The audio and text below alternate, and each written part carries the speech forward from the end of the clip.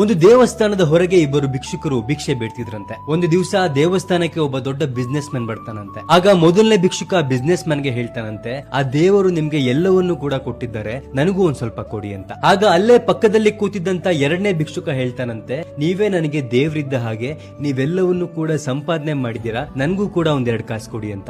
So business man ತನ್ನ manager ಗೆ ಹೇಳ್ತಾನಂತೆ, ಒಂದು ಟಿಫನ್ ಕ್ಯಾರಿಯರ್ ಅಲ್ಲಿ ಮೊದಲನೇ ಬಾಕ್ಸ್ ಅಲ್ಲಿ ಒಂದಷ್ಟು ಸ್ವೀಟ್ ಗಳನ್ನ ಇಟ್ಟು, ಕೆಳಗಡೆ ಬಾಕ್ಸ್ ಅಲ್ಲಿ ಒಂದಷ್ಟು ಚಿನ್ನದ ನಾಣ್ಯಗಳನ್ನ ಇಟ್ಟು ತಗೋಬಾ ಅಂತ. ಸೊ ಆ ಮ್ಯಾನೇಜರ್ ಆ ಟಿಫನ್ ಬಾಕ್ಸ್ ನ ತಗೊಬಂದು ಬಿಸ್ನೆಸ್ ಮ್ಯಾನ್ ಕೈ ಕೊಡ್ತಾನಂತೆ. ಆಗ ಬಿಸ್ನೆಸ್ ಮ್ಯಾನ್ ಆ ಟಿಫನ್ ಬಾಕ್ಸ್ ನ ತಗೊಂಡು ಹೋಗಿ, ನೀವೇ ನಮ್ಗೆ ದೇವರು ಅಂದಂತಹ ಎರಡನೇ ಭಿಕ್ಷುಕನಿಗೆ ಕೊಡ್ತಾರಂತೆ. ಆಮೇಲೆ ಆ ಬಿಸ್ನೆಸ್ ಮ್ಯಾನ್ ಮೊದಲನೇ ಭಿಕ್ಷುಕನಿಗೆ ಹೇಳ್ತಾನಂತೆ, ಆ ದೇವ್ರೇನು ಕೊಟ್ಟಿಲ್ಲ, ನಾನೇ ಕಷ್ಟಪಟ್ಟು ದುಡ್ದಿರೋದು, ನೀನ್ ಆ ದೇವ್ರು ಕೊಟ್ಟಿದ್ದು ಅಂತ ಹೇಳ್ದೆ ತಾನೆ, ಹೋಗ ದೇವ್ರ ತಾನೆ ಭಿಕ್ಷೆ ಬಿಡು ಅಂತ ಹೇಳಿ ಅಲ್ಲಿಂದ ಹೊರಟೋಗ್ತಾನಂತೆ. ಮಾರನೇ ದಿವಸ ಆ ಬಿಸ್ನೆಸ್ ಮ್ಯಾನ್ ದೇವಸ್ಥಾನಕ್ಕೆ ಬಂದಾಗ ಮೊದಲನೇ ಭಿಕ್ಷುಕ ಇರೋದಿಲ್ಲ, ಎರಡನೇ ಭಿಕ್ಷುಕ ಓಡಿ ಬಂದು ಹೇಳ್ತಾನಂತೆ, ಪ್ರಭುಗಳೇ ನೀವೇ ನನ್ಗೆ ದೇವ್ರಿದ್ದ ಹಾಗೆ, ನೀವು ಕೊಟ್ಟಂತ ಸ್ವೀಟು ಬಹಳ ಚೆನ್ನಾಗಿತ್ತು, ಮೊದಲನೇ ಬಾಕ್ಸ್ ಅಲ್ಲಿ ನನ್ನ ಹೊಟ್ಟೆ ತುಂಬ ಹೋಯ್ತು, ಸೊ ಎರಡನೇ ಬಾಕ್ಸ್ ನನ್ನ ಪಕ್ಕದಲ್ಲಿದ್ನಲ್ಲ ಆ ಭಿಕ್ಷುಕನಿಗೆ ಕೊಟ್ಟೆ ಅಂತ ಹೇಳ್ತಾನಂತೆ. ಆಗ ಬಿಸ್ನೆಸ್ ಮ್ಯಾನ್ ತನ್ನ ಮನಸ್ಸಲ್ಲೇ ಅನ್ಕೊಂತಾನಂತೆ, ಕೊಡೋದು ಕಿತ್ಕೊಳ್ಳೋದು ನಮ್ ಕೈಲಿಲ್ಲ, ನಾವೇನೇ ಅನ್ಕೊಂಡ್ರು ಕೂಡ ದೇವರು ಕೊಡ್ಬೇಕು ಅಂತ ಡಿಸೈಡ್ ಮಾಡಿದ್ರೆ ಕೊಟ್ಟೆ ಕೊಡ್ತಾನೆ ಅಂತ. ನಮ್ಮ ಜೀವನದಲ್ಲೂ ಕೂಡ ಹೀಗೆ ಎಷ್ಟೋ ಸಲ ನಾವು ಸಂಪಾದನೆ ಮಾಡ್ತಿದೀವಿ, ನಾವು ಕೊಡ್ತಿದೀವಿ ಅಂತ ನಾವು ಅನ್ಕೊಂತೀವಿ,